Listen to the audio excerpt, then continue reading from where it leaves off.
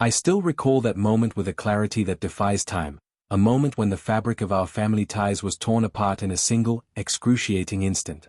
It was a crisp autumn morning, the kind where the golden light casts long shadows and every detail seems to whisper secrets of the past.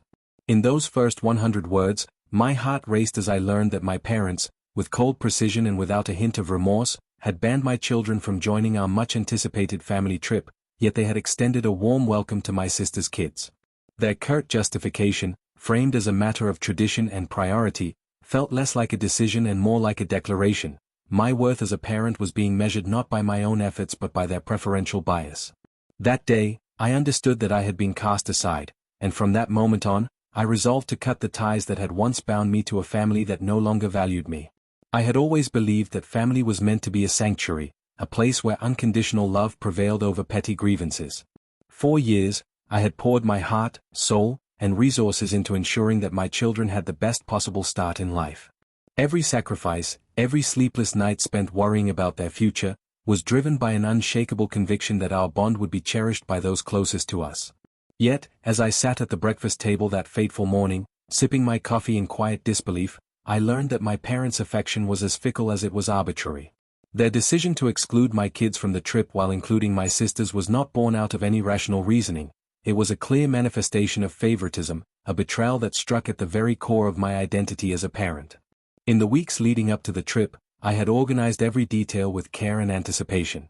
I'd arranged for extra activities for the kids, saved every penny to cover unexpected expenses, and even adjusted my work schedule to ensure that we could all spend quality time together. The trip was meant to be a chance for our family to bond, to create lasting memories against the backdrop of scenic vistas and shared laughter. But when the invitation arrived, handed over in a cold envelope by my father, bearing the official itinerary that conspicuously omitted my children, a profound sense of isolation took hold of me. I felt as if I were standing at the edge of a precipice, forced to watch as those I loved most were denied the chance to share in a celebration of family unity. The conversation that followed was both terse and brutal. I confronted my parents in the parlor of the old family home, a room once filled with warm laughter and tender conversations, now reduced to a sterile stage for our latest conflict. With a dismissive tone, my mother told me, "We've made our decision. It's tradition. Your kids just don't fit into our plans this time." My father, whose eyes I had always believed held kindness, offered no softening words, just a curt, "Don't argue with us." His tone was final, leaving no room for discussion or negotiation. I stood there, speechless, as my heart clenched with the realization that the foundation of respect and support I had assumed was unbreakable was, in fact, nothing more than an illusion. In that moment, as the echoes of their cold words reverberated around me, I knew that this was not simply a disagreement over a trip, it was the culmination of years of subtle neglect, favoritism, and emotional invalidation. I had long suspected that my contributions, both as a parent and as a devoted member of our family, were taken for granted. The exclusion of my children from the family outing was the final, damning proof that, to them, my efforts meant little compared to the perceived superiority of my sister's choices and lifestyle. After that heated exchange, I retreated to the solitude of my study, where I spent hours reflecting on the meaning of family, loyalty, and self-worth. I combed through old photo albums and mementos, trying to recall a time when our family was united by mutual respect and unconditional love. Those images, of birthdays celebrated with joy, holidays marked by shared laughter, and quiet moments of heartfelt conversation, now felt like relics of a past that was rapidly slipping away. With each memory, I felt a pang of sorrow and a growing resolve to redefine what it meant to belong to a family. I began to question if the love that I had so freely given was truly reciprocated or if it had always been conditional, dependent on meeting the narrow expectations my parents held. That night, as I sat alone in the dim light of my study, I started writing. I filled page after page of raw, unfiltered thoughts, anger, disappointment, and a profound sense of betrayal intermingled with memories of the sacrifices I had made for my children. I wrote about the sting of being dismissed so callously, the irony of a family that preached loyalty yet practiced exclusion, and the determination that began to kindle within me. I vowed that if my parents could so easily cast aside what I had worked so hard to build, then I would no longer allow their narrow-minded views to dictate the course of my life. I resolved to break free from their tyranny, to create a new narrative where my worth was defined by my own values and the love I had for my children, not by the arbitrary whims of those who claimed to be my family. In the days that followed, I made a series of small, deliberate decisions that signified my break from the past. I informed my children, in gentle yet honest words, that sometimes people in our lives choose paths that hurt us deeply, but that we would always have each other. I reassured them that our bond was unbreakable, even if others refused to acknowledge it. I began planning alternative family outings, ones that were centered around our own interests and free from the judgment of those who had so hurt us. I started reaching out to supportive friends and distant relatives who had always recognized my efforts and who now rallied around me with empathy and understanding. As I prepared for the inevitable fallout, knowing that severing ties with my parents would not be an overnight transformation, I also took time to reflect on my own journey. I revisited the dreams I had once shelved, the aspirations that had been overshadowed by the constant need to please others. I allowed myself to dream again of a future where I was not defined by their rejection but by the possibilities that lay ahead. I enrolled in a few workshops on personal development and began exploring avenues that would allow me to harness my skills and passion without compromise. The more I focused on building a life true to my own values, the more the pain of that day began to transform from a wound into a catalyst for growth. I realized that, in a way, this betrayal was a cruel blessing. It forced me to confront the reality that I had been living under the weight of expectations that were never mine to carry. It compelled me to ask the hard questions. What does it mean to be truly loved? How do you measure your own worth when the very people who raised you refuse to recognize your efforts? And most importantly, how do you rebuild your life when the foundation has been so callously torn away? With each passing day, as I cut off the toxic ties and embraced the freedom to forge my own path, I found that I was rediscovering parts of myself that had long been suppressed. I started spending more time with my children, immersing myself in the small, everyday moments that brought us joy, quiet evenings reading together, weekend picnics at the park, and spontaneous, laughter-filled adventures. These moments, pure and unburdened by the weight of parental judgment, became the cornerstone of my new life. I was beginning to understand that our strength as a family did not depend on the approval of distant relatives or the shallow standards of a dysfunctional household. It depended solely on our love for one another. I also began to engage with the community on a deeper level. I joined a local support group for parents who had experienced similar betrayals, where I met other individuals who had been hurt by those they trusted most. Sharing our stories, we found solace in the collective pain, and more importantly, we discovered that our shared experiences could be a wellspring of empowerment. I listened to stories of resilience, of people who had faced rejection and had gone on to build lives full of purpose and joy. These interactions reaffirmed my belief that while the wounds of the past might never fully disappear, they could be healed and even transformed into sources of strength. Every evening, as I sat on the balcony of my modest new apartment and gazed at the city lights, I was reminded that the future was mine to shape. The painful rejection from my parents had left scars, but it had also ignited a fire, a determination to rebuild my life on my own terms. I knew that the road ahead would be long and fraught with challenges, but I was no longer afraid. I had found within me a well of resilience that I never knew existed, and with every small victory, every moment of genuine connection, I was slowly but surely piecing together a future that was brighter than I had ever imagined. And so, with a heart that was both heavy with memory and light with newfound resolve, I made the choice to cut off those toxic ties completely. I decided that I would no longer allow the rejection of a few to dictate the course of my life. Instead, I would channel all my energy into creating a legacy defined not by the limitations imposed on me by others, but by the love, determination, and unwavering commitment I had for myself and for my children. I was ready to move forward, step by step, day by day, knowing that every setback was a stepping stone to a better future, and that true family is built on the strength of those who choose to stand by you when it matters most. This is the beginning of a new chapter, a chapter where I reclaim my identity, rebuild my future, and prove, not just to myself, but to the world, that my worth is not measured by the sacrifices of others, but by the love and resilience that I carry within me. As I close this chapter of pain and betrayal, I open the door to endless possibilities, determined to create a life that reflects the true essence of who I am, a life built on integrity, love, and the unwavering belief that every ending is just the beginning of something greater. In the days and weeks that followed that fateful morning, I found myself navigating a labyrinth of emotions, grief, anger, confusion, and, surprisingly, a gradual sense of liberation. I had always believed that family was the bedrock of our identity, the safe haven where our sacrifices were reciprocated with love. But after witnessing my parents' unilateral decision to exclude my children while favoring my sisters, I was forced to confront a stark reality. My efforts and sacrifices had been dismissed, not just as unimportant, but as utterly expendable. I remember the first week after the news hit as a blur of sleepless nights and endless introspection. I moved into a modest apartment far from the old family home, a physical manifestation of the emotional distance I needed to create. The place was small, unadorned, yet it represented something that I had never truly experienced before: ownership of my own space and, with it, control over my own destiny. I unpacked my few belongings with deliberate care, each item serving as a reminder of the life I had built independently, even as I mourned the betrayal of those who were supposed to support me. The initial days were some of the hardest I've ever endured. I often sat on the cold floor of my new living room, staring blankly at the unadorned walls as my thoughts churned relentlessly. Every memory of our family gatherings, every shared holiday now felt tainted by the knowledge that my parents' love was conditional, measured solely by their shifting priorities. I questioned everything. How could years of consistent, silent contribution be invalidated in a single moment?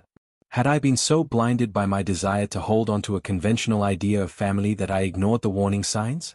The question spun in my head until, one morning, a realization began to dawn. This was my chance to redefine what family truly meant to me, starting with the values I held dear. I started journaling as a way to process the overwhelming mix of emotions. My journal quickly became a confidant, a repository for raw honesty. I wrote about the crushing disappointment of that morning, the irony that my lifelong dedication had been so casually dismissed, and the deep-seated resolve that began to form within me. I realized that I had spent so many years measuring my worth by the approval of others that I had lost sight of who I was. Each written word became an act of rebellion, a declaration that I would no longer let their opinions define my future. Determined to heal, I began to take concrete steps to rebuild my life. I reached out to close friends who had always known me before I was burdened by expectations. Over long, heartfelt conversations in quiet cafes, I found solace in the truth that I wasn't alone in feeling abandoned by those who were supposed to be my anchors. One friend, Emily, told me, "Sometimes you have to sever the ties that bind you to old wounds so you can grow." Her words resonated deeply, and I started to embrace the idea that perhaps cutting off toxic influences was not an act of selfishness, but an essential step in reclaiming my identity. I also sought professional guidance. I began attending therapy sessions with a compassionate counselor who specialized in familial dynamics and personal boundaries. Our sessions were challenging, forcing me to confront painful memories and navigate the murky waters of resentment and love, but they gradually helped me understand that the pain I felt was not a reflection of my inadequacy but of my parents' own limitations. Through therapy, I learned that forgiveness, in this case, wasn't about absolving them of their wrongs. It was about freeing myself from the constant burden of anger and disappointment. I began to see that my self-worth was inherent, independent of the misguided judgments of others. While I worked on healing emotionally, I also turned my focus to practical matters. I set up a modest budget to secure my financial independence and began planning a series of small family outings with my children, activities that were free from the sting of their exclusion from our old family's plans. I arranged picnics in local parks, weekend visits to nearby museums, and simple, joyful moments that were all ours. In those moments, I discovered that the essence of family isn't found in grand gestures or exclusive invitations. It's built on the everyday love and attention we give one another. Slowly, these small victories began to stitch together the torn fabric of my heart. The more I embraced this new, simpler life, the more I began to question the conventional markers of success that I had once held dear. I realized that, for me, true fulfillment wasn't measured by the size of the house or the opulence of a family trip. It was found in the quiet moments of genuine connection, the laughter shared over a home-cooked meal, and the unspoken bond between a parent and child. I started reading books on minimalism and mindful living, finding comfort in the idea that a meaningful life could be built on authenticity rather than extravagance. This intellectual journey became a form of therapy in itself. Each page turned was a step away from the corrosive influence of my past and toward a future defined by clarity and self-respect. I also began to immerse myself in creative endeavors as a way to channel the tumult of emotions into something constructive. I dusted off my old guitar and started composing simple melodies that captured the bittersweet nature of my experiences. There was something profoundly cathartic about turning my pain into music. The act of strumming chords and singing raw, honest lyrics allowed me to express what words alone couldn't convey. On weekends, I even performed at small open mic events at local cafes. The vulnerability of sharing my story through song resonated with audiences, and the appreciation I received was a powerful reminder that my voice mattered, regardless of how I had been dismissed by my own family. One particularly transformative experience came when I joined a local support group for parents who had experienced familial betrayal. It was a diverse group, people from different walks of life, each with their own scars, but we all shared a common goal: to reclaim our sense of self in the face of rejection. In that safe space, I heard stories that echoed my own, and I realized that my pain was not unique, nor did it diminish my worth. Sharing my experiences not only helped me heal but also inspired others to confront their own hurt and rebuild their lives. The collective strength of the group taught me that sometimes, healing is not a solitary endeavor but a shared journey, where the support of others can help fill the void left by those who chose to abandon you. As the weeks turned into months, I gradually began to see the beginnings of a new life emerging from the ruins of the old. I started setting clear boundaries with my parents, no more unsolicited advice or passive-aggressive comments. I informed them, with calm firmness, that while I appreciated what they had done in the past, I was no longer willing to tolerate the disrespect that had defined our recent interactions. It wasn't an easy conversation by any means, but it was necessary. I knew that to truly move forward, I had to reclaim my narrative and assert that my worth was not up for negotiation. I made plans to visit my children on weekends, creating a schedule that allowed us to build new memories, ones that were free from the shadow of the family trip they'd been unjustly excluded from. Each outing, each shared laugh, each small moment of happiness reinforced the truth that our bond was unbreakable, even if others refused to acknowledge it. I watched my kids, with their bright eyes and resilient spirits, and felt a renewed sense of purpose. They deserved a parent who valued them unconditionally, and I was determined to be that person, no matter how much it hurt to see my own parents' favoritism laid bare. During this period, I also reconnected with distant relatives and old friends who had always seen me for who I truly was. Their support and kind words were like a balm to my wounded soul, gradually replacing the bitter taste of rejection with a sweetness I had almost forgotten existed. I attended family gatherings with a newfound sense of detachment, no longer as the scapegoat or the forgotten one, but as an individual who had grown through adversity. I listened to their stories, shared my own, and found that the more I opened up, the more I reclaimed the identity that had been suppressed by years of unacknowledged sacrifice. I even began to explore professional opportunities that excited me, a chance to reinvent myself outside the confines of a family legacy that no longer held meaning for me. I enrolled in online courses to further my skills, attended workshops on entrepreneurship, and started networking with professionals who valued innovation and integrity. Every new connection and every small professional milestone became a stepping stone toward the future I envisioned, a future where my contributions were recognized on their own merit, not overshadowed by the fickle judgments of my parents. In the midst of rebuilding, I found solace in the simple routines that once brought me peace. Mornings became sacred moments of quiet reflection, where I would sip a carefully brewed cup of coffee while watching the sunrise from my small apartment balcony.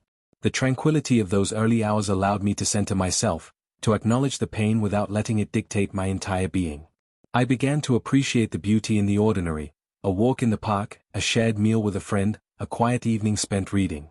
These moments, seemingly insignificant on their own, slowly wove together into a tapestry of resilience and self-affirmation. Looking back on that tumultuous period, I realized that every setback, every harsh word, every painful memory, played a crucial role in shaping the person I am today. The rejection from my parents was not a mark of failure, but a catalyst for transformation. It forced me to confront the painful truth that sometimes, the people we rely on the most can disappoint us in ways we never imagined. And while that truth was harsh, it also opened the door to a profound journey of self-discovery, a journey where I learned to value my own worth above the narrow judgments of others. As I continue to move forward, I do so with a heart that's been tempered by adversity and a spirit that's resilient beyond measure. I've learned that healing is not a linear process, it's a winding road with many twists and turns. There are days when the old wounds still ache, when the memory of that devastating morning feels too fresh. But I also know that each day brings new opportunities to grow, to rebuild, and to redefine what family and worth truly mean to me. Today, I stand at the threshold of a future that I am actively creating, a future where I am in control, where my choices reflect my values, and where my self-worth is defined not by others, but by my own actions and beliefs. I continue to nurture my relationships, to invest in my personal and professional growth, and to celebrate the small victories that mark my progress. I am no longer bound by the past. Instead, I use it as a foundation upon which I build a life of integrity, authenticity, and quiet strength. In the end, I've come to realize that cutting off toxic ties was not an act of bitterness, but an act of self-love. It was a declaration that I would no longer tolerate being diminished, that I would no longer allow someone else's shallow standards to dictate my future. I have transformed that deep sense of betrayal into a powerful drive, a drive to forge my own path, to create a legacy defined by hard work, compassion, and unwavering self-respect. As I close this chapter of my journey, I feel an immense sense of gratitude for every trial I've faced. Each setback has been a lesson, every painful moment a reminder that my worth is intrinsic and unassailable. I'm ready to embrace whatever the future holds, confident in the knowledge that I have the strength, the creativity, and the resilience to turn any obstacle into an opportunity for growth. This isn't just the end of a painful chapter, it's the beginning of a new narrative, one that I write with every decision, every breath, every step I take.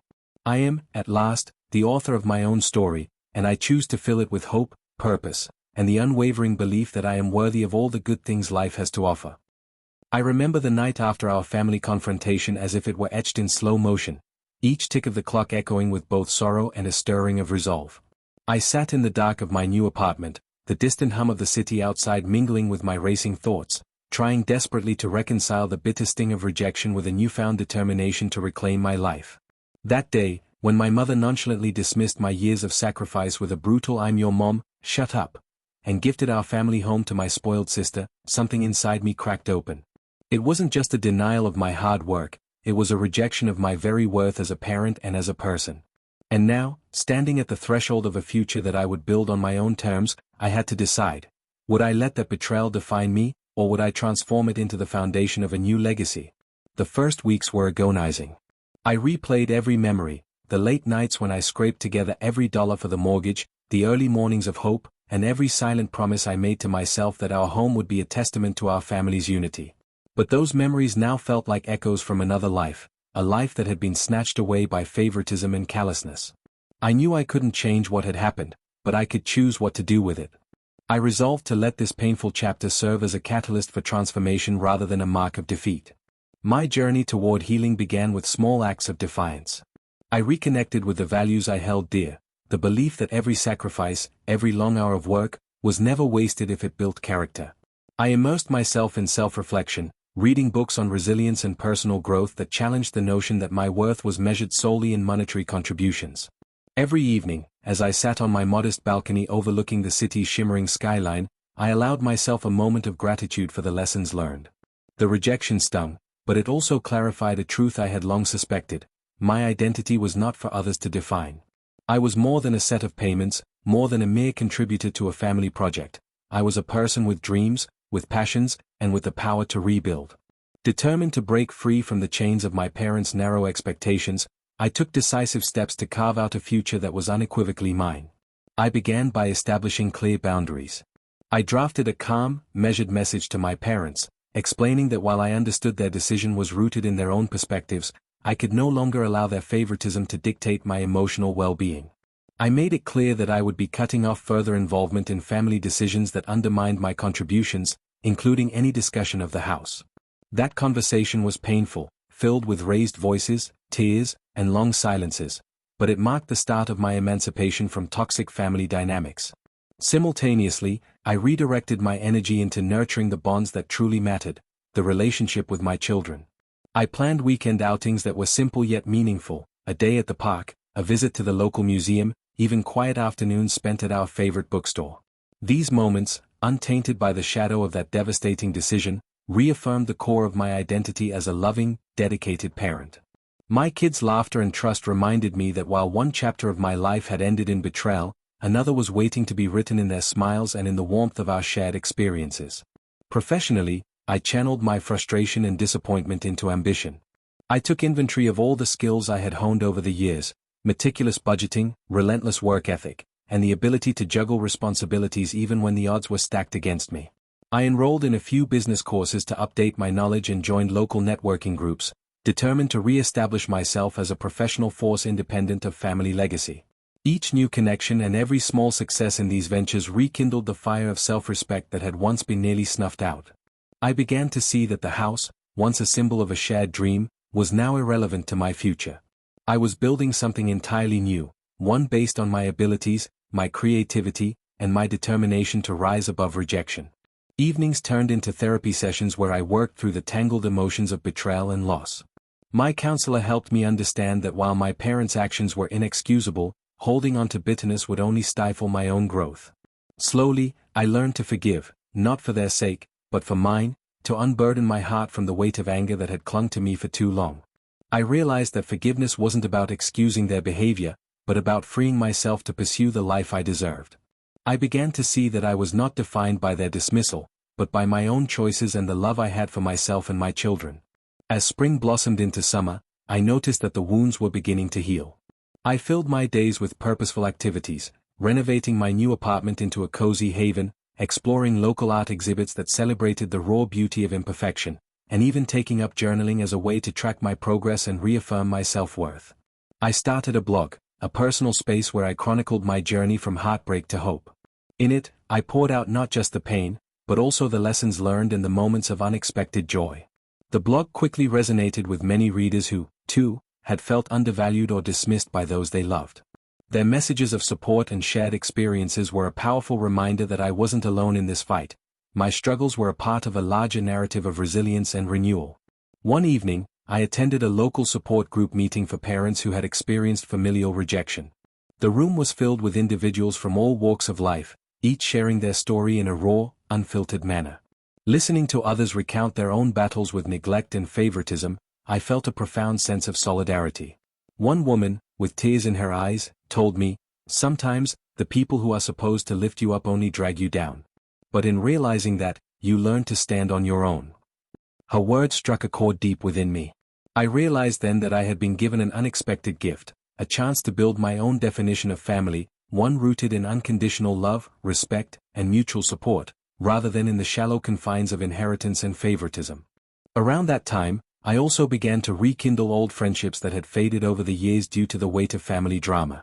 I reconnected with cousins and childhood friends who always saw me for who I was, not for the role I was forced to play in a dysfunctional family dynamic.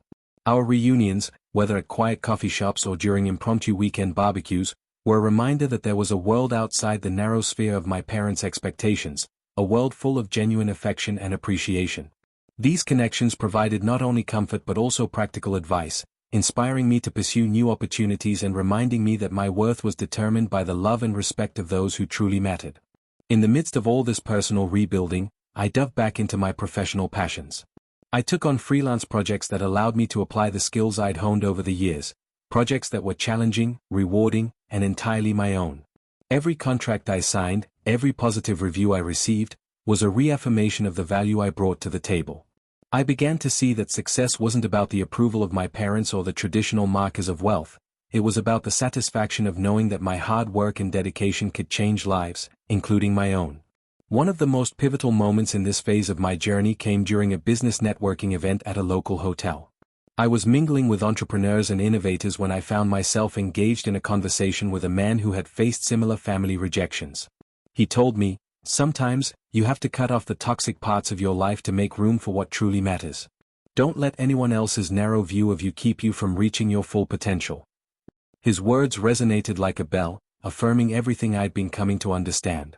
I left that event with a renewed sense of purpose, ready to forge ahead with a clear vision and an unbreakable spirit. By the time summer was in full swing, I had managed to create a routine that balanced personal healing with professional ambition. Mornings became a time of quiet reflection, a ritual of meditation, exercise, and a strong cup of coffee on my apartment's small balcony. Afternoons were dedicated to work, creative projects, and building my freelance career.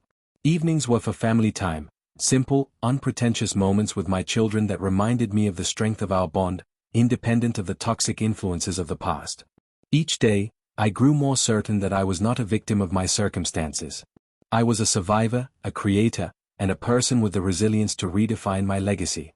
I made it a point to celebrate every small victory, from the completion of a challenging project to a moment of genuine laughter shared with a friend.